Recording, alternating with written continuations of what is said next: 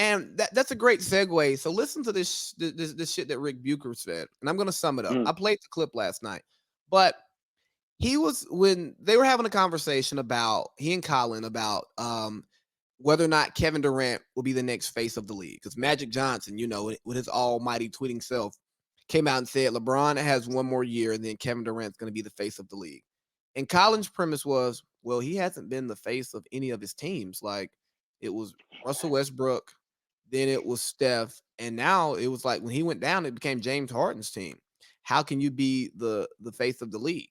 And I go, I hear what you're saying, but you stand on the anti Kevin Durant hill, so I know what you're doing here. Yeah. And Rick Bucher's response is, I don't know how you can be the face of the league when it seems like you don't know what you want out of basketball. It's like Yeah. he seems to always be searching for something, and he's not satisfied. And I go, yeah, he's not satisfied because he's a basketball purist. If you listen to Kevin Durant talk about basketball, he's always finding ways to improve his game and to do more. Like he's not trying to score 60. He knows that he can go out and get a 50 ball whenever he wants to. You saw what he did against Milwaukee with limited help. He's trying to score 30 on 15 shots. Mwah. And, That was beautiful, by the way. and still get 8 assists and 8 rebounds and 2 blocks and a steal. Like he's just trying to master all of the small intricacies of basketball. And he wants to do it in different styles. Like he did it with Russell Westbrook. Then he was like, you know what? I like the way they play in Golden State. I want to go try that motion offense with a little bit of ISO basketball. And then he realized, hey, I need a little bit more ISO, Steve Kerr. Like I don't need you coaching me. Like I can play basketball. And Mhm. then, he builds a team in Brooklyn. And it's like playing alongside two of the most skilled offensive players of a generation. Let's see how he make this work. I really think he's just a mad scientist who's just in love with the game and just wants to play the game in different ways to see like which is the best way to play the game. And if you can't like respect that and love that and see that it's a love for the game while also putting winning at the forefront of it, Mhm. I just think you're missing the boat. Or you just have an anti-KD agenda, which some people do because KD's an asshole. Because people ask him dumb questions or say things to him that don't matter. He's like, bruh, this is why I don't give you answers because you say dumb shit like this. But that's a conversation for another day. I'm team. Yeah. That fair. See, I'm on the fence a little bit because we should be able. You shouldn't have to be a KD guy or a KD hater, and that's the only two camps.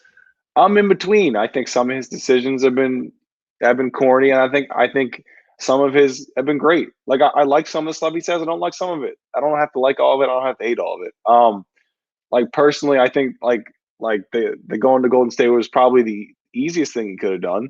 But it wasn't like he forced his way out in the middle of the contract. He's allowed to go sign wherever as a free agent. I like that better. Like I'd rather him do that than in the middle of a contract be like trade me somewhere.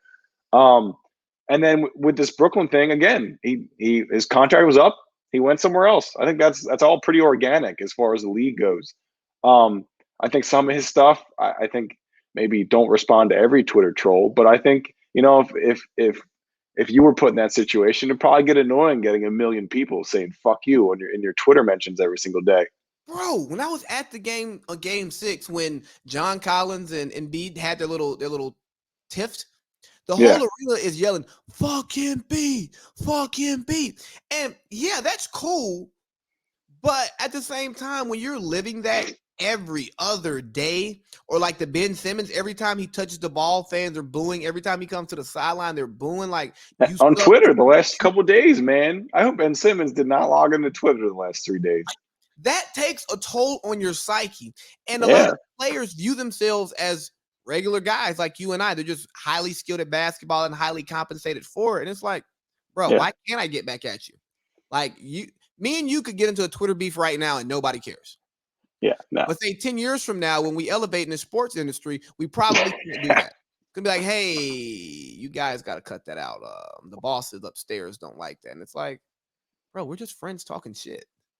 yeah, yeah. And I think it'd be interesting to know. You'll never actually know this, but to know how much KD did what he did because of like outside influence. I think it'd be interesting because I feel like Like obviously there was a beef in Golden State a little bit. There was probably a little bit of a inner turmoil, to say the least. But like it'd be interesting to know if he left there because of the hate he was getting or the narrative people were painting of him. I think it's some of that. I think that he and Steve Kerr didn't have the best of relationships based on comments that have been said since he left. Um, the Draymond thing, I don't think it was actually what Draymond said. I think it's the way that the organization handled it because both Hmm. of them were like, "Hey, we'll work it out." Like, Yeah, don't and they force. have. I think Yeah, they've talked to each other since yeah, then. They're no, they definitely had. cool. Yeah, Katie, Draymond was on Katie's podcast and like they talked about it, and it was one Right. of those things where KD is like going off on Draymond for not passing him the ball. And Draymond is like, bro, who are you talking to like that? I know what I'm doing. I was passing you the ball. And the reason I turned the ball over because you back there crying about not getting the ball when I was about to give it to you. Yeah. Then you want to keep talking shit on the bench. It's like, hey, bro, yeah. Nah, we had a title before you got here. Like check yourself. And then KD is like, bro, who the fuck you think you talking to like that? Like, I'm KD, you don't talk Yeah. to me like that. And it was just a natural, organic men with big egos going at it. And and the team was like, hey, you guys, Draymond, you need to go apologize, you need to go work it out. We're gonna sit you down and all this stuff. And then like I think both of them had like injuries or like some little minor injuries where they didn't get to talk for like a couple of weeks. But then finally, like Draymond or KD went to the other one's hotel room, like, hey, bro, no more of this, bro. Like we can talk to each other better. Like, Yeah. and it's normal man stuff. But because the Yeah. organization tried to inject themselves into some people stuff, and then was it For optics, obviously. for optics? Yeah, and then the GM made it. Was it the GM or the owner who made the little comment at the parade about Steph can get anything but KD can? It's like, come on, bro. Like, I get it, but I just feel like they didn't welcome him the way that he wanted to be welcomed. And yeah, it's Steph's team, it's Steph City. And part of these basketball players, these high-end basketball players, like when is KD not being looked at as the guy on his team? Like, hey, nah, bro, this is you, whatever you want. They're not Yeah. used to that. And you can't say at the age of 30, hey, you need to unlearn everything that's happened for you. I know you've made over $200 million doing this, but everything you've learned, scrap that. No, I am more successful at this than you are at what you're doing. Stop. So that's my Uh, life.